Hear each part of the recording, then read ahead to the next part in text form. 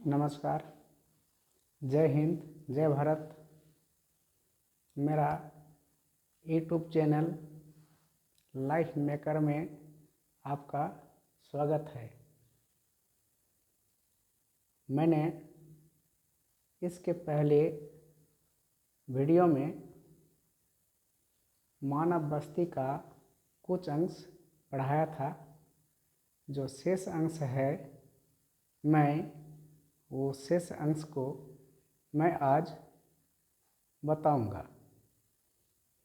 तो चलते हैं मानव बस्ती का शेष अंश को देखते हैं। क्लास 12 ज्योग्राफी चैप्टर 4 का जो शेष अंश है, आज हम चर्चा करेंगे। जैसे पहले वाले वीडियो में मैंने बताया था कि मानव बस्ती दो प्रकार के होते हैं, ग्रामीण बस्ती और नगरीय बस्ती। ग्रामीण बस्ती 4 प्रकार के होते हैं, गुच्छित, संकुलित अथवा अपकेंद्रित बस्ती। गुच्छित, संकुलित अथवा अपकेंद्रित बस्ती उसी को कहते हैं जिन बस्तियों में घरों की संख्या बहुत अधिक होता है और मकान जो होते हैं एक दूसरे से सटे होते हैं। इसमें काफ़ी अधिक जनसंख्या, काफ़ी अधिक घर पाए जाते हैं, घरों के गुच्छा। उसी को हम गुच्छित, संकुलित अथवा अपकेंद्रित बस्ती कहते हैं। ऐसा बस्ती अक्सर यदि आकार की तरफ देखते हैं तो यह आर्य आकार, आयताकार आकार, रैखिक आकार, मध्य ऐसे आकार के होते हैं।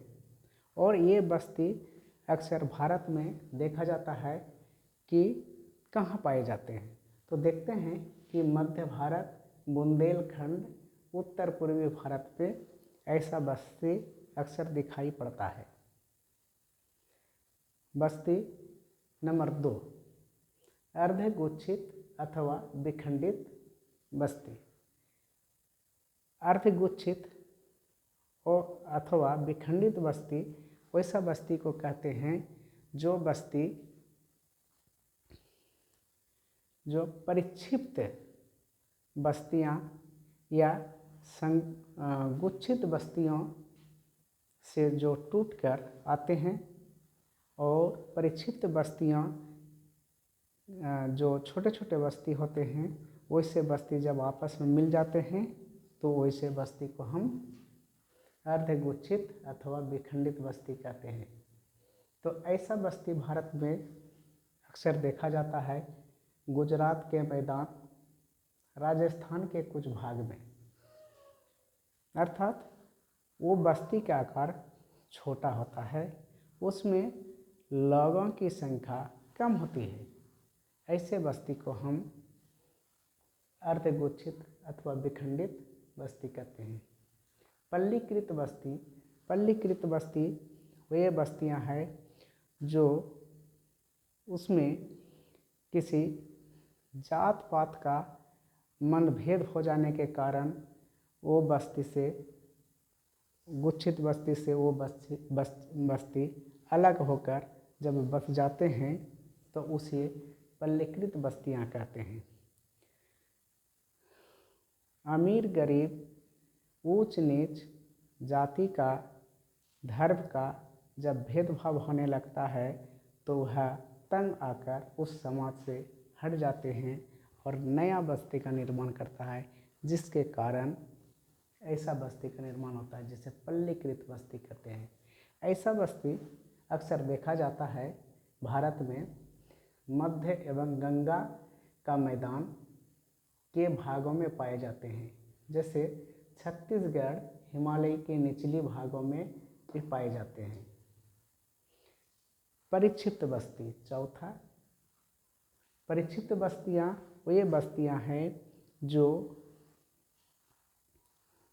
गुच्छित तथा अर्धगुच्छित बस्तियों से काफ़ी दूर वनों एवं पहाड़ों के नीचे छोटे छोटे बस्तियों के रूप में वे रहते हैं, तो वैसे बस्ती को हम परिचित बस्तियां कहते हैं। यानी पहाड़ी क्षेत्र या वन जंगलों में जो क्षेत्र पाए जाते हैं, ऐसे बस्तियों को हम परिचित बस्तियां कहते हैं। ऐसा बस्ती भारत में अक्सर पाया जाता है मेघालय, उत्तराखंड, हिमाचल प्रदेश, केरल आदि। तो अब हम देखते हैं कि भारत में नगरों का विकास कैसे हुआ। पिछले वीडियो में भी मैंने ग्रामीण बस्तियों के बारे में पढ़ा था। अब हम देखते हैं कि भारत में नगरों का विकास कैसे हुआ। तो हम देखते हैं कि भारत में आज प्रागैतिहासिक काल से मोहनजोदड़ो भी एक प्राचीन नगर था, हड़प्पा प्राचीन नगर था। उस काल से हम देखते हैं तो नगरों का विकास होता आ रहा है। तो हम देखते हैं कि भारत में नगरों का विकास कैसे हुआ। तो देखते हैं कि भारत में नगरों का जो विकास हुआ उनको 3 भाग में मैंने बांट दिया था। पहला प्राचीन नगर। प्राचीन नगर वैसा नगर को कहते हैं जो पुराने रजवाड़े राजा को जो समय का जो नगर थे और वे नगर किसी योजना के अनुसार से बसाया गया था, वैसे नगरों को हम प्राचीन नगर कहते हैं जो धर्म और संस्कृति से जुड़ा हुआ है। जैसे कि वाराणसी, प्रयाग जिसे हम इलाहाबाद के नाम से भी जानते हैं, पाटलिपुत्र जिसे पटना के नाम से जानते हैं, मदुरई, ऐसे नगरों को हम प्राचीन नगर के वर्ग में रखते हैं। दूसरा मध्यकालीन नगर। मध्यकालीन नगर वैसे नगर है जो प्राचीन नगर के बाद वो नगरों का विकास हुआ है। जैसे ये नगरे के अंदर में जैसे दिल्ली, लखनऊ, हैदराबाद, जयपुर, आगरा, नागपुर ऐसे नगर आते हैं। आधुनिक नगर में वैसे नगर आते हैं जो यूरोपीय ने जब हमारे भारत में आकर बसे तब उन्होंने अनेक नगरों का विकास किया था। जैसे कि प्राचीन नगरों में 2000 नगर ऐसे हैं तो प्राचीन नगरों से जुड़ा हुआ है। 100 नगर ऐसे हैं जो कि मध्यकालीन नगरों से नगर हैं। आधुनिक नगर वैसा नगर है जो यूरोपियों ने हमारे देश में जब आए तो वे अपना पांव जमाने के लिए वे अनेक प्रकार के नगर का निर्माण किया। तटीय भागों में वो निर्माण किया जो आसानी से वे अपना पैर जमा सके, इस ख्याल से नगरों का विकास किया। जैसे सूरत, गोवा, दामन, पांडिचेरी ऐसे जगहों पर नगरों का विकास किया। अब हम चलते हैं कि भारत में नगरीकरण कैसे हुआ। तो भारत में हम नगरीकरण का इतिहास जब देखते हैं तो देखते हैं कि 2011 में भारत में नगरीकरण का स्तर 31.16% था, जो कि विकसित देशों की तुलना में बहुत ही कम था। लेकिन 20वीं शताब्दी में भारत का नगरीकरण बहुत तेजी से हुआ, जो 11 गुना बढ़ गई। ऐसा अब हम देखते हैं कि जनसंख्या आकार के आधार पर वर्गीकरण। अब हम नगरों को हम जनसंख्या के आधार पर हम वर्गीकरण करते हैं। तो हम पाते हैं इसको निम्नलिखित भाग में हमने बांट दिया जो कि समझने में आसान होगा। जैसे कि पहला, 1 लाख से अधिक नगरीय जनसंख्या वाले नगर। 1 लाख से यानी जिन नगरों का जनसंख्या 1 लाख से अधिक है वैसे नगरों को हम प्रथम वर्ग के नगर या नगर कहते हैं।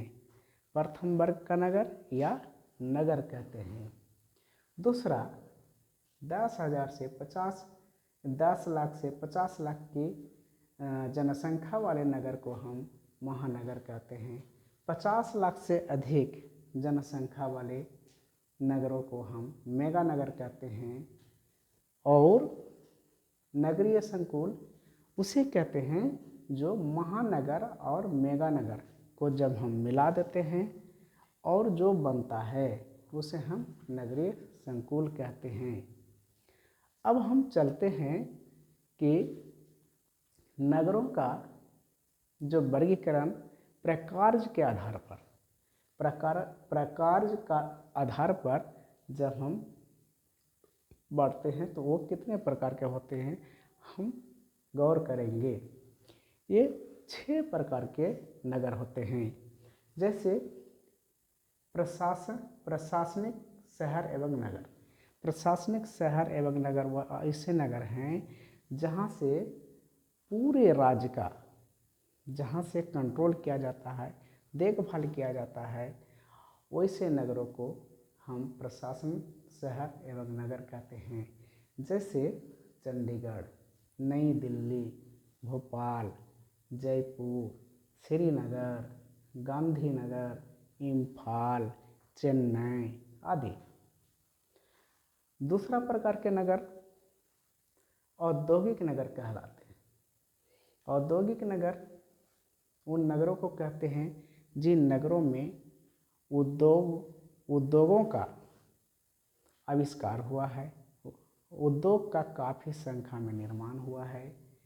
जहाँ काफ़ी संख्या में जिस नगरों में उद्योग पाया जाता है ऐसे नगरों को हम औद्योगिक नगर कहते हैं। जैसे मुंबई, जमशेदपुर, हुगली, भिलाई, मोदीनगर आदि। तीसरा प्रकार के नगर को हम परिवहन नगर कहते हैं। परिवहन नगर उन नगरों को कहते हैं जहाँ से हम यातायात करते हैं। वहाँ हवाई अड्डा होगा या तो वहाँ जल जहाज जहाँ रोकते हैं जो बंदर कहते हैं उसी को हम परिवहन नगर कहते हैं। जहाँ आने जाने के जो सुविधा होता है वैसे नगरों को हम परिवहन नगर कहते हैं। जैसे कांडला, कोच्चि, विशाखापत्तनम आदि। ये यहाँ से हम लोग जलजहाज के माध्यम से हम लोग जाना आना करते हैं, इसलिए इसे परिवहन नगर कहते हैं। ऐसे नगरों में परिवहन के लिए, जाने आने के लिए अच्छी व्यवस्था है। चौथा प्रकार के नगर जिसे वाणिज्यिक नगर कहते हैं। वाणिज्यिक नगर वैसे नगरों को कहते हैं जो नगरों का